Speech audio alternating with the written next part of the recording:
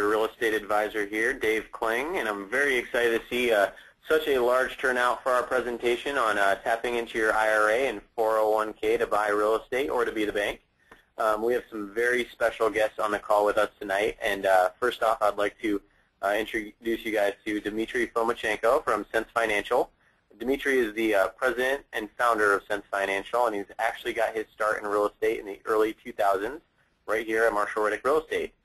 He was a real estate advisor as well. So since then, Dmitry has invested in multiple properties himself around the country, and after helping many investors with growing their real estate portfolios, he saw that many of the investors were still losing money in their retirement accounts, which prompted him to consult with industry experts and research powerful concepts on self-directed retirement accounts, where Sense Financial was born. And since then, he's been helping investors just like you to maximize their return on investment while protecting their hard-earned money. And next on the presentation, we'll have our controller here, Patrick Prunty, who many of you know here.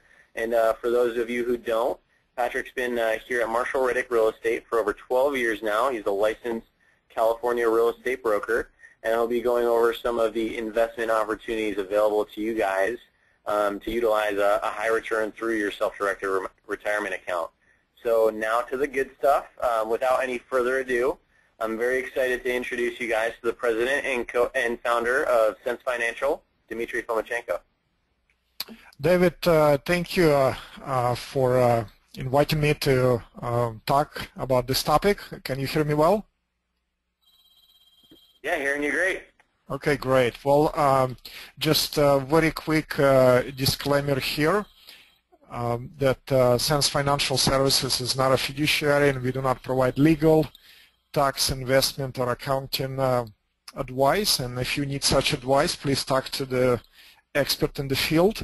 But the topic of my presentation today is to introduce to you self-directed retirement accounts.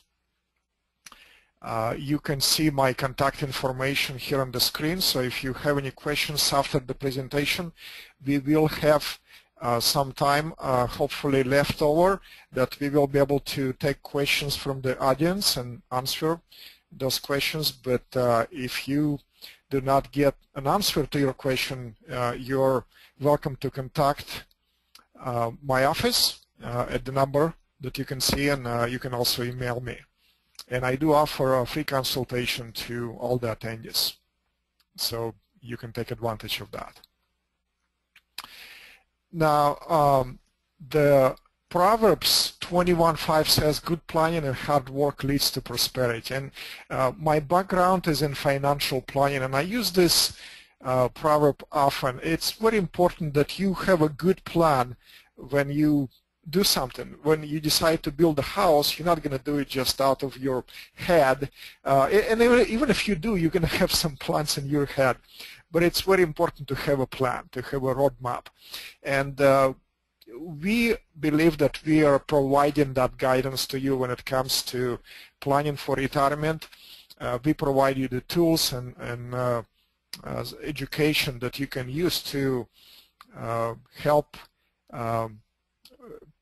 plan your retirement future. And basically our motto here is we helping our clients obtain control and protect their retirement accounts.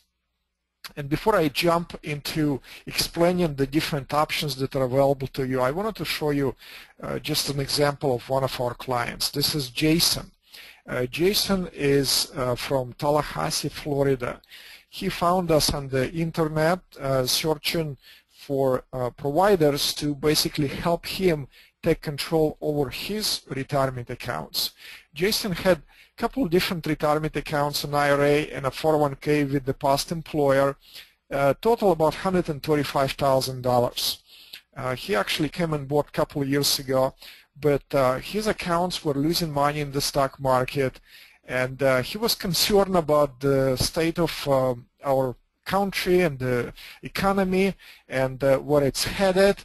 He was concerned about government coming in and taking private retirement accounts, just as it happened in a number of countries. And he was looking for a solution. He did not want anybody to have access to his funds. So he contacted us, and after providing a consultation to him, we were able to set up a self-directed solo 401k plan for Jason, and he was able to make the following investments. He actually used money in his self-directed 401k to purchase a rental property. So now his 401k owns this house that you can see, and all of the income, all of the rental income that is collected is going right back into his retirement account. And he also took some of the money and he invested in a real estate note. He actually became a bank, and this is a very popular way to invest. I think it's very low risk because your investment is secured by underlying property. So it's very low risk. You have guaranteed return on investment, and also the money that left over he invested into his brother's manufacturing business, and together those investments producing about $1,000 a month in a cash flow that's going right back into his retirement account. Now, from basically getting no return in his retirement account, over the years the market had fluctuated, his retirement account balance fluctuated, and before coming to us, he actually got sick of that and he liquidated all of his investments and he put everything into the money market account, earning something like 0.5%. And obviously, that's, if you look into that, that's like losing money. If you compare that with the inflation, which is about between 3 to 5%, getting 0.5% return on your money is losing money. So think about this. Now his retirement account is growing every single month. He's excited, and again, the reason I'm showing you this example is just to kind of illustrate to you that there is virtually unlimited potential how much you can diversify your retirement account. And if you're looking at your account statements, and if you're just as this cartoon that says, I finally decided to put something aside for our retirement, which is our plans to retire, if you're looking at your statements and thinking something along those lines, there is hope for you. You can actually take your retirement account, you can also take control over that, set up a self-directed IRA or a 401k, and you can invest into investments that you control, that you understand better, not relying on somebody else, not relying on the stock market, which you have no control over, but investing into something tangible. So let's talk about the options that are available for you. And again, this presentation, just to give you an overview, I'm not going to be drilling into details for each one of those options, but rather just give you an overview of the options that are available for you. And then if you wanted to discuss further and see which option might be the best for you, what will be the best fit, we'll gladly do that over the phone for you. So 3 options: a self-directed IRA, a checkbook IRA, and a solo 401k. So let's take a look at each one of those. First, just a quick comparison between your conventional retirement account and a self-directed retirement account. So if you have a conventional IRA or a 401k, or if you work for some government organization, you might have a 403b or 457, then you have an account that is controlled by the custodian. And custodian limits the investment choices for you. So your investment choices are only stocks, bonds, and mutual funds. You don't have any other choices. And even those are limited. And here is a picture of illustration. When I had a job years ago and I had a 401k at my job, I had a representative from the company will come up and meet with us, all the participants of the 401k, and give us a sheet similar to this, which listed investment options for our 401k. And it was just a handful of mutual funds that were available. That's it. Now, when you look into a self-directed retirement account, you actually control the investment choices. And here on the right-hand side, you'll see just some examples of some of the most common investments that are available for you. You can invest in real estate, tax liens and tax deeds. You can do options. You can actually be the bank and you can invest in mortgage notes or trust deeds. You can invest in business just like Jason did. You can buy real estate outside of the country. I have clients buying who buy in real estate in India, in Mexico, in Canada, and Japan. You can invest in a private business.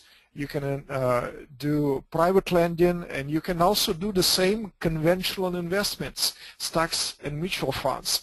And see, folks, the list on the right-hand side is not a full list of options that are available for you, but rather this is just some of the examples.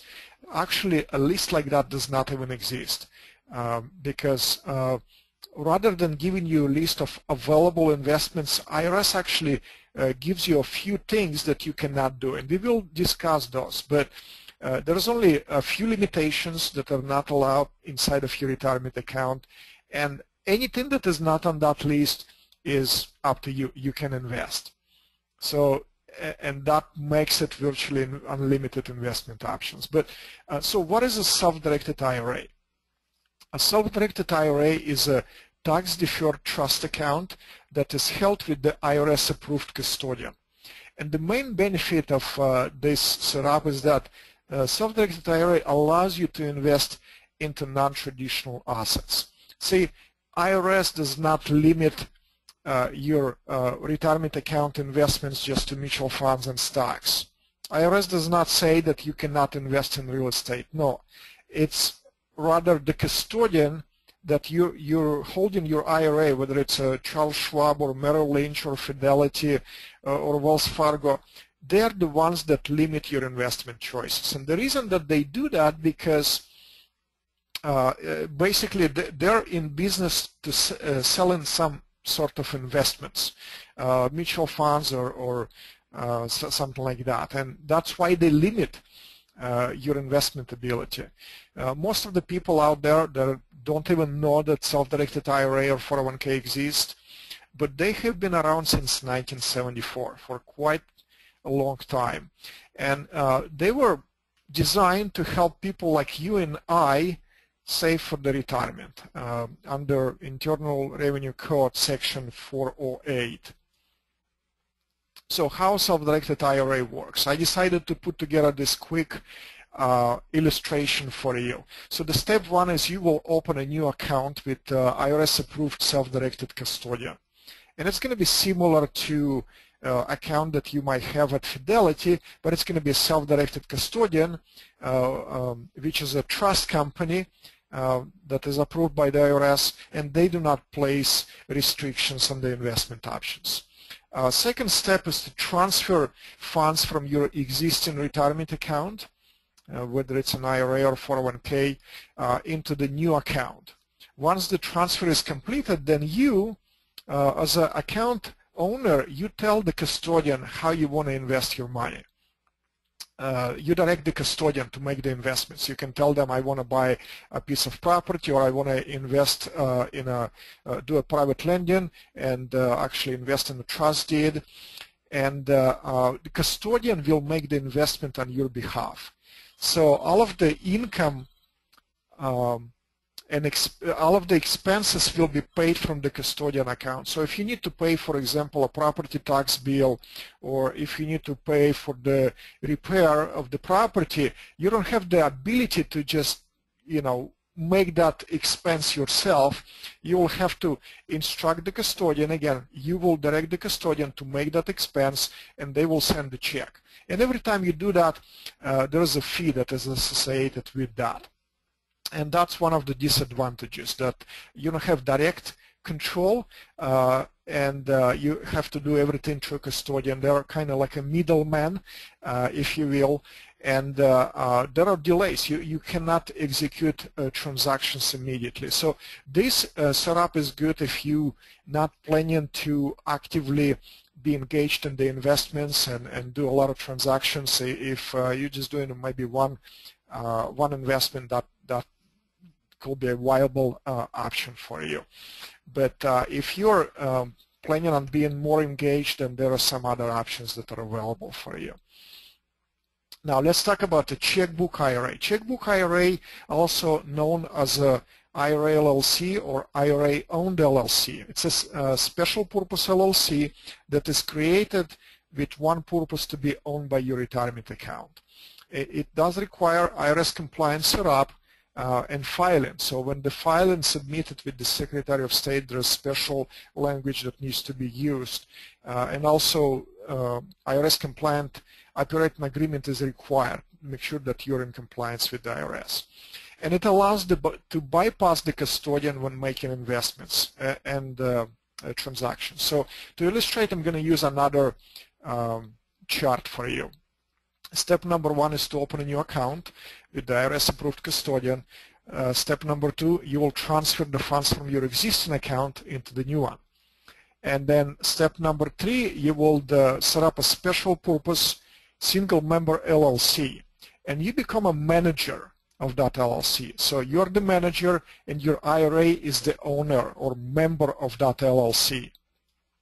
Once the LLC is created, then you will open up a bank account for the LLC.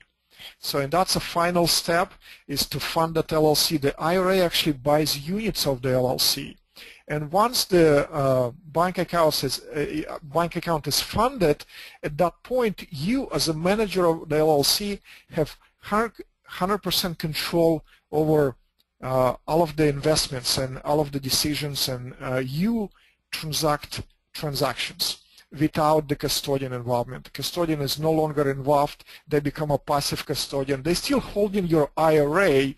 Custodian is required for an IRA, but there is no longer, you now have a checkbook control. So all of the expenses paid by you by simply writing a check from your LLC checking account, and all of the income going back into the LLC checking account. So the benefits of that is you bypass the custodian, you're no longer paying custodian fees, and you can execute transactions immediately without delays that come with the custodian. So and then last option, let's talk about solo 401k. Solo 401k is defined under Internal Revenue Code Section 401, and it is defined as retirement saving trust. This plan is designed for those people who are self-employed or own a small business. It's not a new type of retirement plan, but it's just a 401k, your traditional 401k, but it's simplified because it only includes the business owner and his or her spouse, if they're also involved in the business. So there is no additional requirements and maintenance that will be required with the bigger plans, so that's why it's considered simplified. And they became popular since about 2002 when the law changed the tax treatment. And it actually made many of the benefits available, and we'll look at those in just a moment. Now, who's eligible for a solo 401k? There is two criteria that you need to meet. Number one, you need to have a presence of some sort of self-employment activity, and that can be in any type, shape, or form. And just some of the examples, you can be, you can actually have that self-employment activity in addition to your full-time job. You may be a W-2 employee, but you may have you might be able to do some side income, and you generate some 1099 income that you report on Schedule C, then you qualify. And number two, the business cannot have any full-time employees other than you and your spouse. And full-time is defined by somebody who's working more than 1,000 hours a year, which is about 20 hours a week. So you can have part-time employees work for you, but not full-time. If you have full-time employees, then you need a full 401k plan. Now, the benefits of the solo 401k is actually pretty exciting because one of the benefits is a high contribution limit. They actually allow you to contribute up to $59,000 per year. And if you compare that with traditional IRA, limit on that is $6,500. So it's also a great tax sheltering vehicle for those people who are self-employed. It also allows you to borrow from your plan tax-free and penalty-free before you retire. If you have an IRA, you cannot access your funds until you retire. And if you do, you're going to pay taxes and penalties. But with the solo 401k, you can actually borrow up to $50,000 even before retirement. Next, solo 401k plan comes with the Roth account. So you can make contributions both on the pre-tax as well as post-tax basis. And the Roth contributions are up to $24,000. Compare that with $6,500 for a Roth IRA. And there is no income requirements for a Roth 401k contribution. In other words, if you make too much money, you can still make contributions to a Roth 401k, unlike Roth IRA. And checkbook control and the cost-effective administration, there is no custodian involved. It is set up as a trust, and you become the trustee of that trust.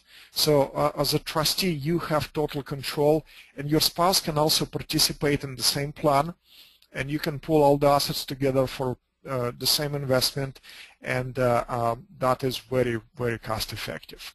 And another benefit is that it is exempt from unrelated debt finance income tax if you're using your 401k to purchase a property with leverage. So if you finance a property using leverage in an IRA, there is a tax assessed on portion of the income, and that is not the case with the solo 401k. So the bottom line, self-directed IRA and a 401k allow you to be truly diversified. You don't have to keep all of your eggs in one basket. And if you're investing in some mutual funds, sometimes people tell me, hey, I'm invested in a mutual fund, so I am diversified. Well, guess what? If you're investing in mutual funds, your investment might be diversified between or within that mutual fund into different companies, but it's still the same asset class. You're still invested in the stock market. You don't have true diversification.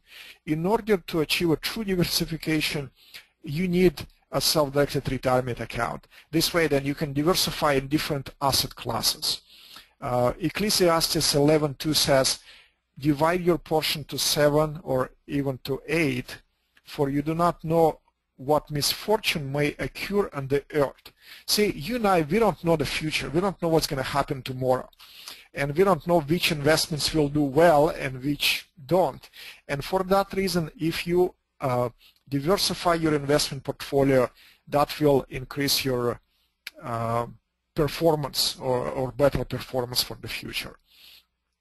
So if you're self-directed retirement account, that means you can have unlimited investment choices. You can invest in metals, silver and gold. You can invest in real estate. You can do hard money lending out of your 401k. You can buy commercial real estate. You can invest in private business, and you can be the bank and invest in trust deeds. Now let's talk about things that you cannot do. Basically, the Internal Revenue Code section 4975 talks about prohibited transaction rules, and at least 3 investment classes that cannot be invested within your IRA. And that is collectibles, and can be coins, stamps, anything that is considered collectible, life insurance contracts, and S corporation. And then on top of that, the rules say that there is certain people that your retirement account cannot conduct any type of dealing with. And those people are called disqualified person. That is yourself, your spouse, your ancestors, your linear descendants, such as your son or a daughter or grandchild, and their spouses, your investment advisors, and anybody who provides services to your plan. And also any business entity in which any of the disqualified person has 50% or more interest. So those are basically immediate family members. And to help you remember that, think of it as a vertical line. Your parents and grandparents and your kids and grandkids and their spouses, they're kind of all in a vertical line. Now, horizontal is okay. You can actually have your IRA or 401k conduct a business with your brother or cousin or nephew or uncle. But it's vertical. Immediate family members are considered disqualified. Now, the prohibited transaction rules, they prohibit any transactions that are direct or indirect. And that is a sale, exchange, or leasing of any property between your retirement plan and a disqualified person.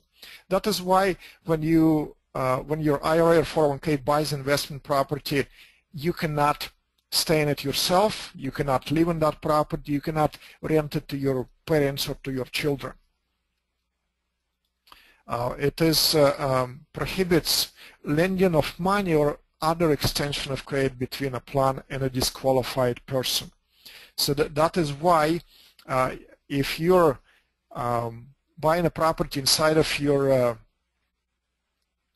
retirement account, you have to use non-recourse financing because you cannot provide personal guarantee for the loan, and you cannot lend to your retirement account.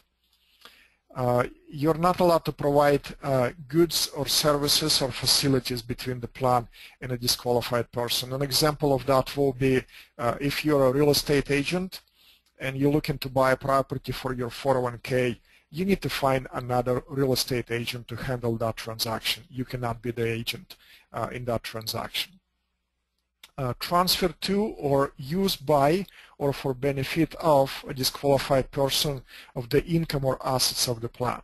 So all of the assets or all of the plan income is to be used for the plan benefits only. You cannot use it for your own benefits.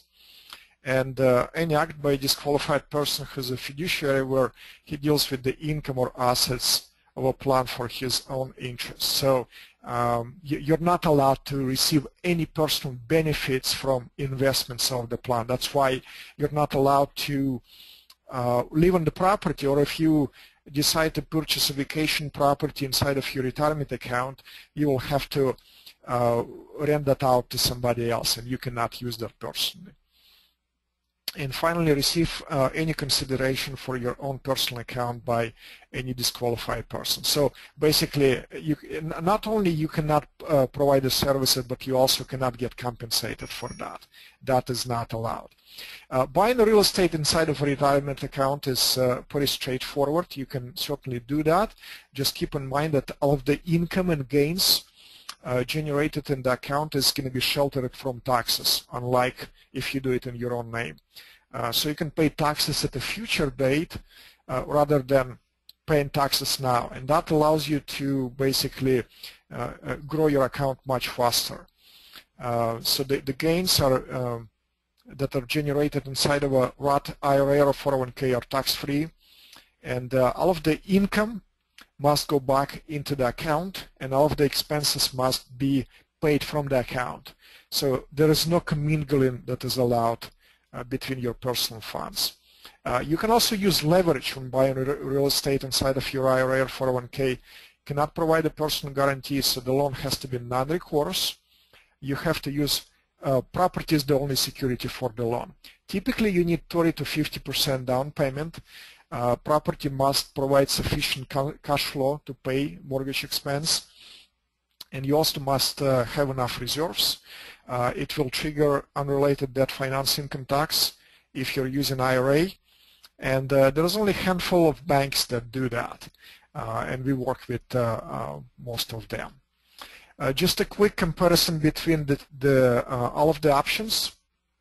All of the options allow non-traditional investments. The first two, the self-directed IRA and checkbook IRA, do require a custodian. Solo 401k does not require a custodian. You can have a checkbook control with the IRA LLC and with the solo 401k. The IRA LLC and solo 401k will eliminate transaction fees, but you will have LLC fees with the IRA LLC. The personal loan from your account is only available with the solo 401k, and that is also exempt from the UBIT tax on leveraged real estate. The contributions for a solo 401k far exceed contributions for an IRA. And solo 401k also has a built-in Roth component. So looking at the summary, you probably see that clearly that solo 401k is superior to other accounts if you qualify for it, and that's the key. So if you qualify, that is probably one of your best options. I know I had a limited time today, so I've kind of run through everything, but I do offer everyone who is on the call a free consultation. So you can actually contact me. You can see the URL on your screen at sensefinancial.com /free-consultation. And when you go there, you can access my calendar directly. You're going to have some options to pick what's available for you, and that gets booked directly on my calendar.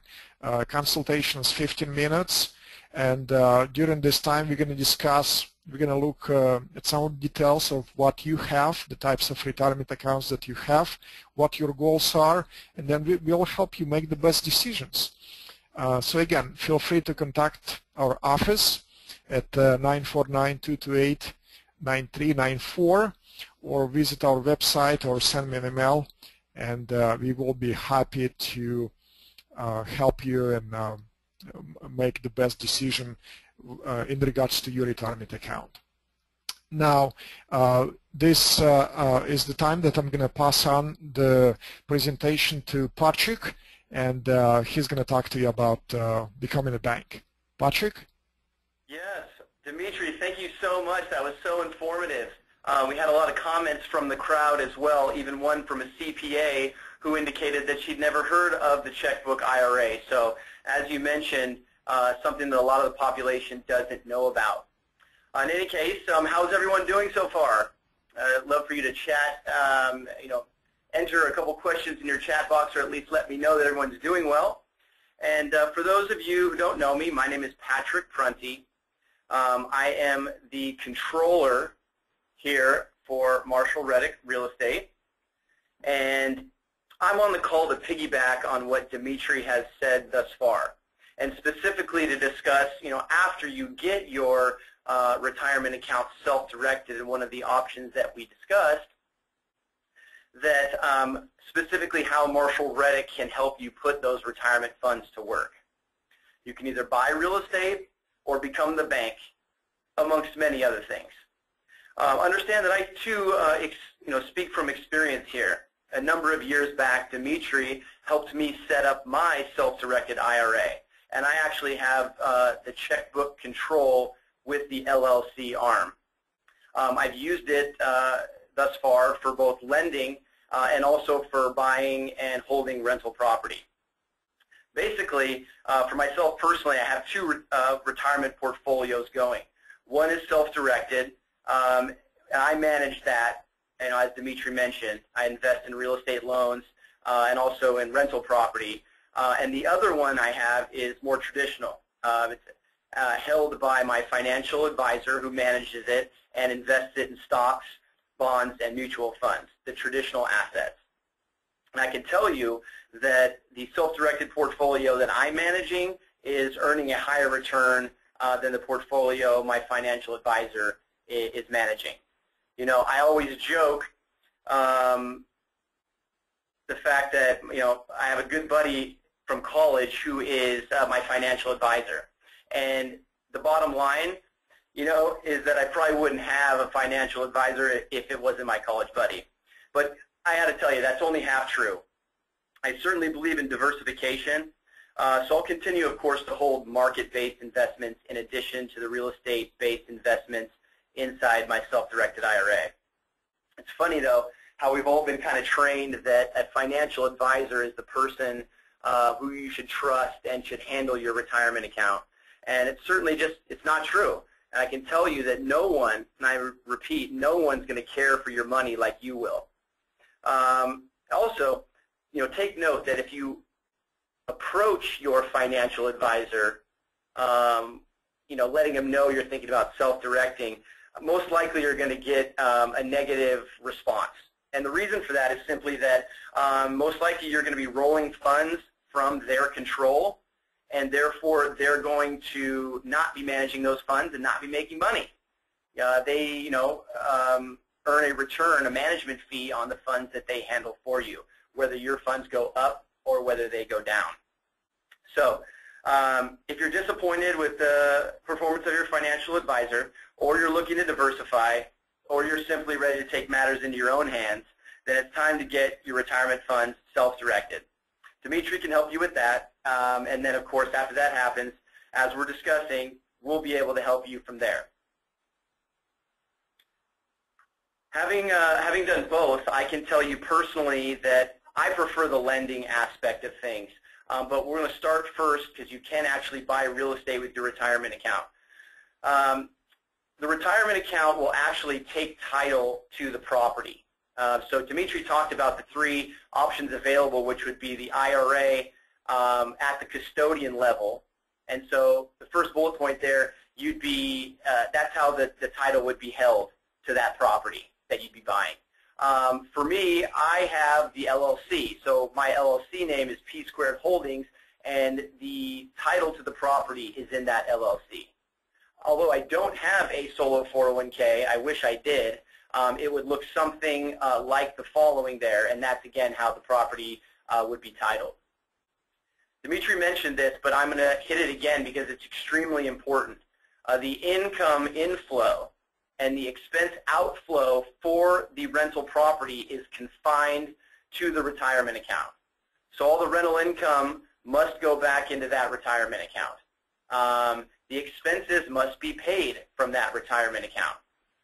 And so, like for myself with my IRA LLC, I have that LLC bank account. So all my income gets deposited into there. When I sell the property sometime down the road and I have capital gains, that's got to go back into the LLC. And when I have expenses, so like property tax, insurance, maintenance, fix-up, all these different things, that has to come from the LLC bank account. Personal funds outside of that retirement account cannot be used to maintain or cover expenses for a property that's owned by your retirement account. And I've seen people get into trouble where they over-leverage and they don't have reserves inside that retirement account, and then all of a sudden they have an issue with their tenant deface the property or cause significant damage, and now they're sitting with their retirement account low on funds to fix that property so it's rent-ready again. You can certainly contribute to the retirement account, but remember that there are levels and maximums that you can contribute. So if you've already invested or contributed the $5,500 or $6,500 max for an IRA, then you can't do that, and you're going to have to find funds elsewhere. Don't get yourself in that sticky situation. Make sure that the income inflow and the expense outflow stays with the retirement account. Also, you could pay cash for the property, or you can use leverage. Dimitri mentioned the non-recourse financing. Specifically, non-recourse simply means that there's no going after you, the individual. It's confined to the security of the property. North American Savings Bank, who I have listed there, is one of the major players in this realm. And now Marshall Reddick. We're going to talk a little bit about that. We offer some non-recourse financing, and our rates and terms are very similar to those that you'd find with a non-recourse lender like North American Savings Bank. Property must cash flow, and briefly that's important because if you're running a negative cash flow, over the long run you're going to bleed that retirement account dry because, again, you can only pay for the expenses of the rental property with funds from the retirement account. If you use leverage, you're going to run into unrelated business income tax or unrelated debt financed income. I can really speak to this. The property that I bought inside my self-directed IRA LLC, I used leverage to do so. And literally, I've talked to so many different CPAs, and 90% of them don't know what UBIT is or UDFI is. I now consider myself an expert, so while I'm not a CPA, I'd be glad to talk with you guys anytime about it if you're considering doing that. For those of you looking to buy property, I really encourage you to check out our website and to run the numbers. So I've got a little, call it a video, if you will, or animation to explain how you can do that right on our website. So any property that you'd like to buy and you want to do it with your retirement account, you can do so. Start with marshallreddick.com. Then you're going to look for the Investments tab to the right of the screen. The next step then is going to be to select a property by clicking the link, which is the address. And then lastly, there's going to be 3 tabs below the detailed financial button, right? There'll be financed, there'll be cash, and there'll be private financed. So if you select the privately financed, it's going to drop the 3 loan options out below that we offer. So again, just make sure you run the numbers yourself. Now let's talk a little bit about becoming the bank instead with your retirement account, which, as I mentioned, I've done both, and I actually prefer the lending. The bottom line is that, banks believe in real estate, you guys. They love lending against it, however, not buying and holding it. So take a bit of advice from the bank and hold the paper, not the property.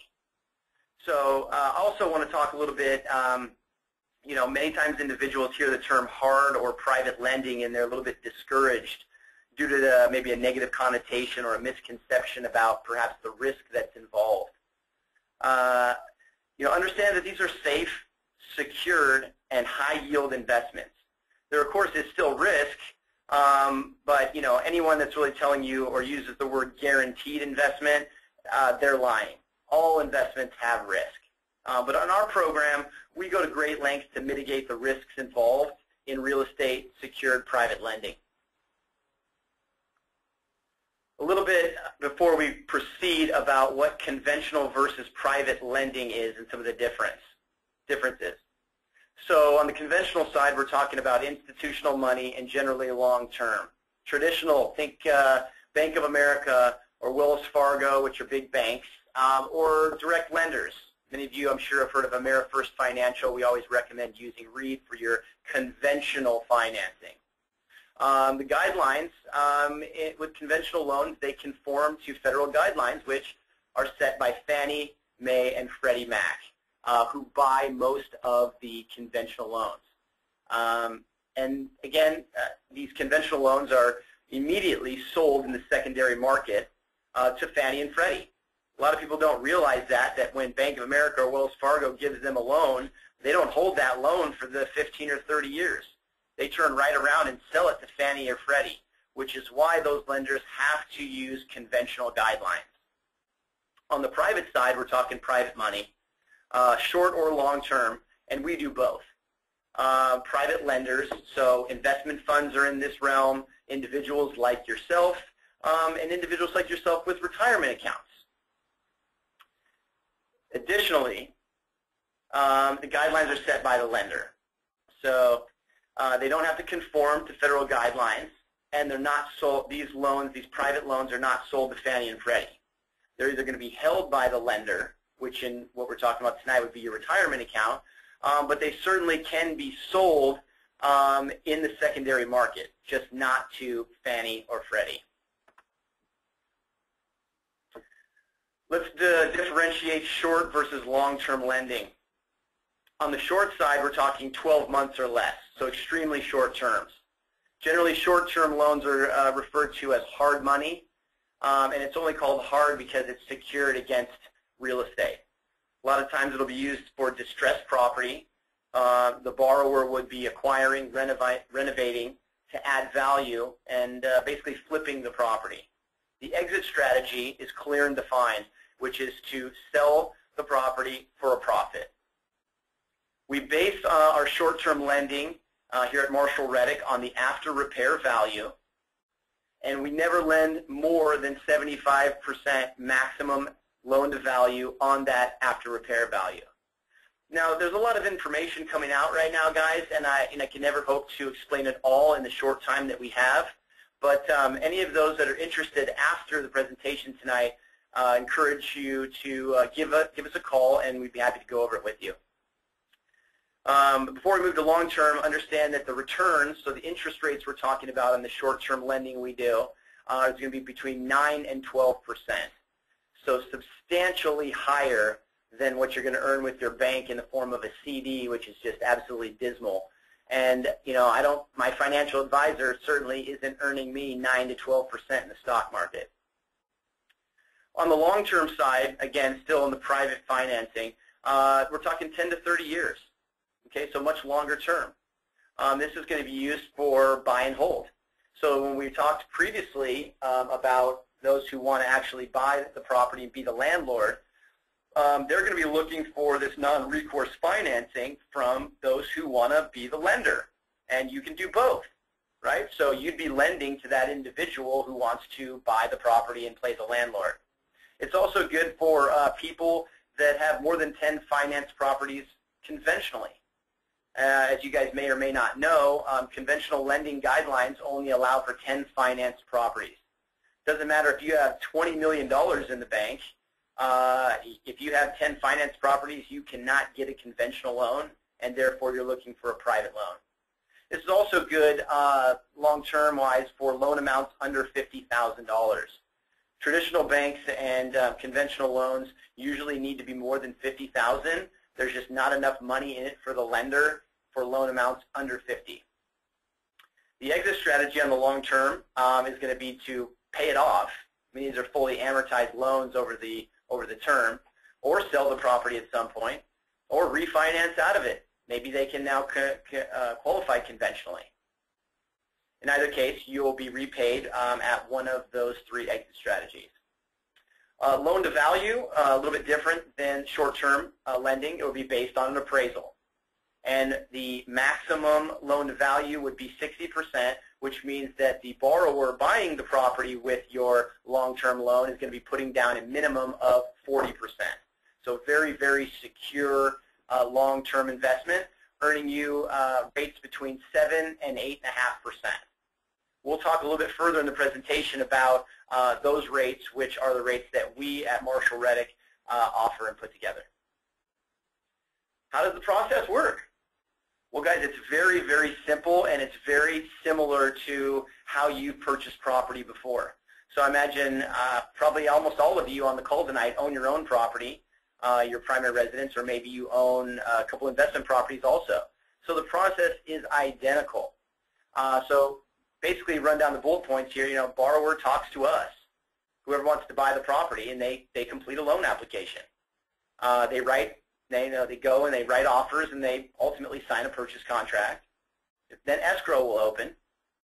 We'll evaluate the subject property, the property they now have under contract, and then we're going to go search for the lender. So that's going to be somebody like you guys, who has a solo 401k or a self-directed IRA, who wants to play the bank and be the lender. So we'll find you, and we'll match you to this particular borrower who wants to buy and hold the property. Borrower then eventually will get an inspection and an appraisal or a BPO. I put BPO, which stands for Broker's Price Opinion, because on our short-term lending, which is used for flipping properties, there isn't an appraisal. We just use a BPO instead. Then the next step would be the borrower obtaining an owner and a lender's title policy. This is good because we need to make sure that everybody gets a clear title to the property. The borrower also obtains a hazard insurance policy, and we go to great lengths to make sure that the coverages on that policy are sufficient to cover you as the lender. then we're also going to list you at the lender, that is, as mortgagee. What does that mean? That means that if for some reason the insurance policy is canceled or it doesn't get paid, you as the lender are going to get notification of that. You get the same documents that the homeowner who's paying for the insurance gets. Because the bottom line, guys, if you've got a loan against a property and the owner of the property doesn't pay that insurance policy, and then your property burns to the ground, well, you'd be out of luck. They'd still be on the hook to pay you, but that's a lot more difficult to do when there's no property. So again, that's why we ensure there's a hazard insurance policy and that you as the lender are listed as mortgagee. Ultimately, the borrower, which is also the buyer of the property, will sign a promissory note and a trust deed or a mortgage, which are very similar documents, and those are the security documents that get recorded in the county where the property is located. Ultimately, you as the lender will wire in the agreed upon loan amount into escrow. Never do a transaction with anybody where escrow is not used.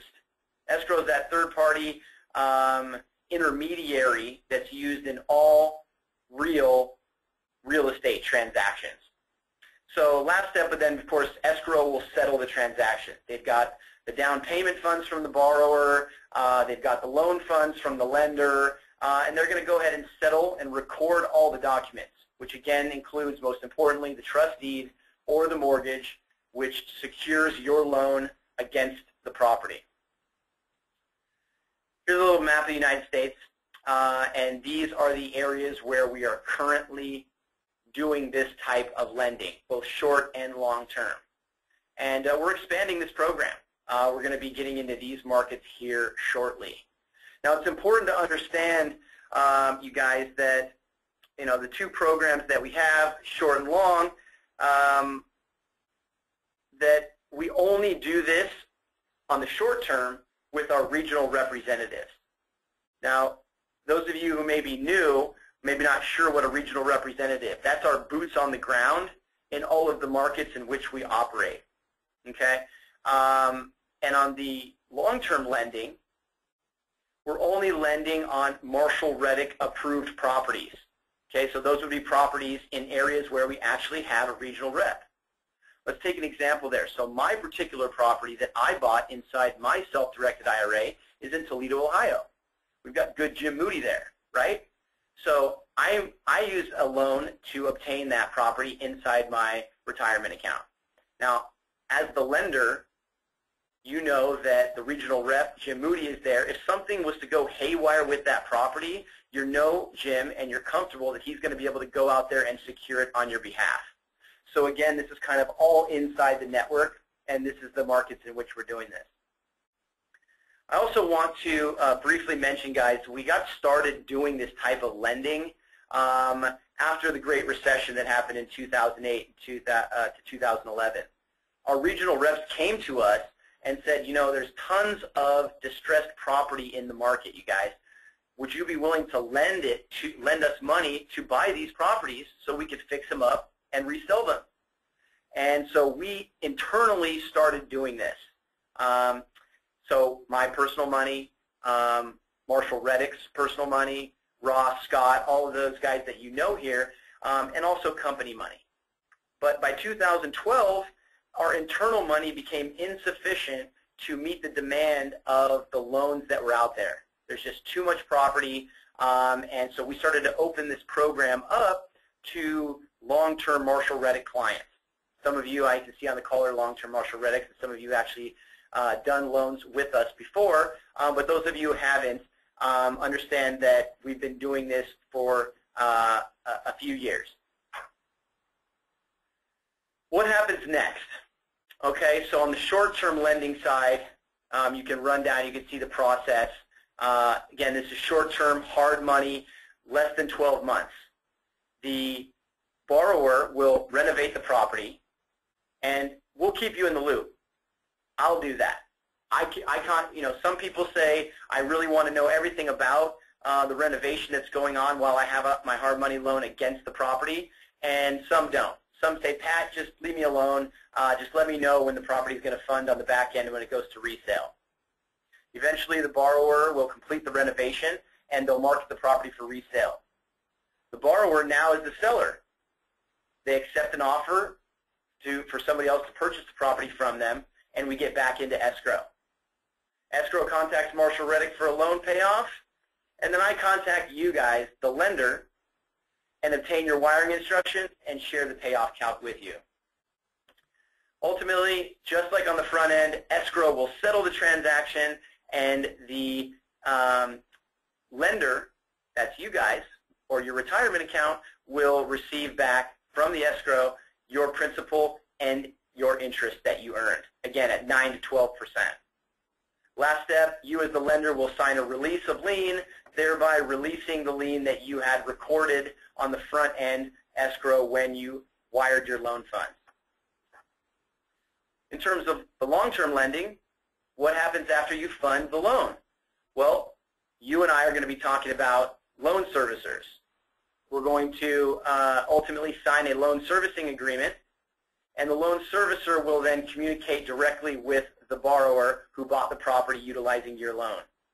Your borrower then will begin making monthly payments, and the loan servicer will collect those payments. The loan servicer also handles the year-end paperwork, so like the 1098, mortgage interest statement, and all of that other type of thing. Because you as the lender, you're busy. You want a passive investment. You don't have time to collect the payments from the borrower monthly. You're going to hire the loan servicer to do that, and they're going to collect the payments on your behalf. Ultimately, you as the lender will collect your monthly payments from the borrower via the loan servicer. Quick snapshot for both buyers and lenders. These are the three programs that we at Marshall Reddick offer. 15-year fixed, a 30-year fixed but due in 10 years, meaning there's a balloon payment, and a 30-year fixed. So understand that the payments I have quoted there, the interest rate, the APR, and the interest guarantee is based, you can see there at the bottom, on a loan amount of $60,000 and anticipated closing costs of 7% of that loan amount. Again, the 60% is a maximum loan to value, so a very secure investment. And there's also a 3-year minimum interest guarantee. So as the lender, you know that whether they sell the property or refinance before 3 years, you're going to at least get 3 years interest. And for those of you looking at, I want to buy and hold the property, understand that if you obtain this loan through Marshall Reddick, you are going to be on the hook for at least 3 years. So don't buy this thinking that, and use this loan thinking that you're going to be able to get out before that. You certainly can, but you're still on the hook for that minimum interest guarantee. The fees to do so are really straightforward. For loan amounts under $100,000, we charge 3 points, and for loan amounts over $100,000, it's 2 points. Again, a lot of information, guys, so we can talk one-on-one about this individually sometime after the presentation. What's our role as Marshall Reddick, and why can't you do this on your own? Well, you certainly can do it on your own, but it's always good to work with a professional, and I encourage you to evaluate our program. So what do? We locate, evaluate, and provide the opportunities to you as the lender. Okay? We communicate clearly with both the borrower and the lender. We take the loan application and we verify proof of funds for the down payment. We coordinate the inspection of the property. We coordinate the appraisal, if necessary. Okay? And I say if necessary because short-term lending, again, there is not an appraisal. It's based on a BPO, and we can talk more specifically about that one-on-one. Ultimately, coordinate escrow or the attorney. Some states are attorney-specific. Georgia, for example, uses attorneys as opposed to escrow. And then ultimately the title company as well. And that's on the funding side of the transaction. So that'll be the initial escrow where you as the lender wire in to help those who want to buy the property, buy and close and take title to it. We'll help explain the promissory note and help put that together for you. We don't do it specifically, but we have the attorney that works for the escrow and title company do that.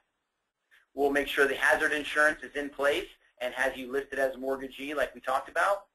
And then we'll also provide you as the lender wiring instructions so that you can wire the loan amount into escrow.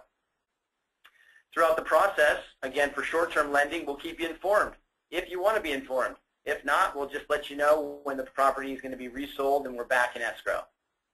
We'll coordinate the escrow with the escrow attorney and title company. We'll connect the lender with the loan servicer. So for the long term, again, guys, you're not going to want to handle this yourself. So after you fund the loan, we'll be talking about loan servicers and which option is the best for you. Lastly, if there ever was a default, we would certainly help you get out of that. And by default, I mean if they stop making their payments or if maturity comes and, you know, the property's not resold yet. But knock on wood, over the past 5 years, we have had 0 defaults. Again, I want to repeat that, both on short and long-term lending, guys, we have 0 defaults. And I chalk that up to our conservative nature in looking at the underwriting of each of these properties. So let's talk about the risk, because there always is that risk. And then I promise I'll get out of your hair, guys, because I know it's getting late. But on the short term, remember, we only lend to our regional representatives, which is based on long-term relationships, based on trust. Maximum 75% LTV, which is based on the after-repair value. We always use an intermediary, title and escrow. Have the trust deed or mortgage recorded. You need that security in the property. We always make sure to have the hazard insurance. Talked about that a few times, but I can't express how important it is that you're listed as mortgagee on that policy. Again, we'll coordinate with you if default occurs, but we have no defaults. So on the long-term side, we only lend on MR-approved properties. So that's Marshall Reddick approved properties. If they're on our website, they're Marshall Reddick approved. 60% LTV, so again, the borrower has major skin in the game. We always use that intermediary. Of course, the hazard insurance is still there.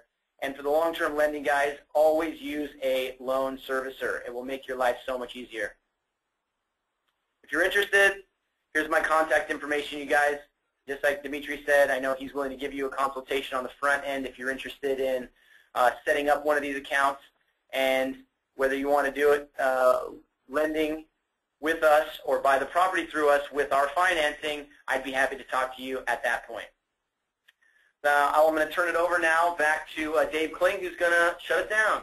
Thanks, Pat. I really appreciate it. As we were going through, we've had a lot of great questions that come in here, and I know it's getting late here, so I definitely wanted to get to at least a couple of them. I had some that came in for you, and then a few that came in for Dimitri as well. So I was going to pick off a couple. For the rest, feel free to reach out to us, guys, and we'll definitely get those questions answered for you.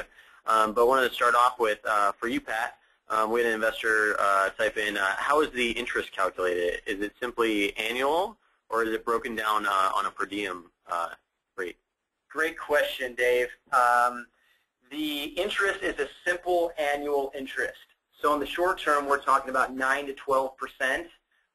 If your loan amount, let's use easy numbers, was $100,000 and it was a 10% offering, you'd be looking at $10,000 if the lender or if the borrower held your loan for the entire 12-month term.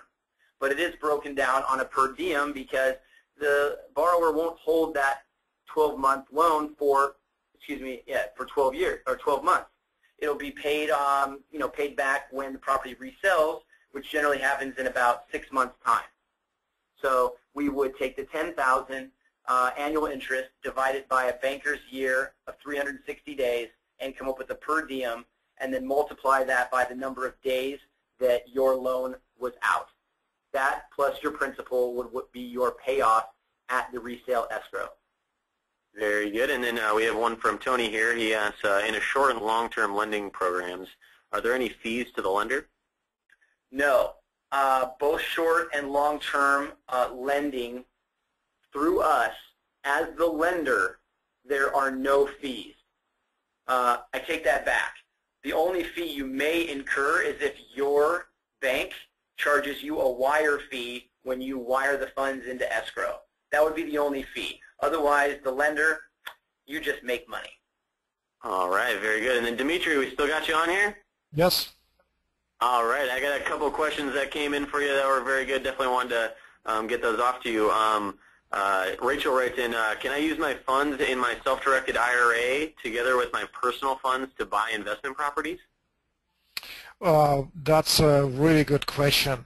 Under certain circumstances, that can be possible, but in most of the cases, the answer is no. The circumstance when it will be possible, if you have enough funds in your IRA to make the investment on your own and you don't need your personal funds to make that investment. Otherwise, it's considered enabling. You actually enabling your 401k or IRA to make that investment, and that is a prohibited transaction. But if you have enough funds in your IRA, and if you have enough funds in your savings to make the investment, and you just simply want to split that in half and defer a portion of the income into tax-deferred account and use portion of the income yourself, you can do that. Very good. And then we have another one in from Michelle. She says, I work full-time and have a 401k at work, but I also have a side business making jewelry. Can I set up a solo 401k plan? You definitely can. If you remember in my presentation, you have to have a presence of self-employment activity and absence of full-time employees in your business. So if you have a part-time self-employment business, then you qualify. And even if you have a 401k at your employer, you can participate there, and you can also participate and make contribution to your solo 401k. But the contribution limit will be subject to the same limit on the deferral, on the employee portion. But profit sharing, you can maximize that with the solo 401k. All right, very good. We'll wrap it up here for the rest of the night. I appreciate everyone staying on for the little amount of time that we went over here. And hope you guys enjoyed the presentation. Everyone have a great night. Thank you.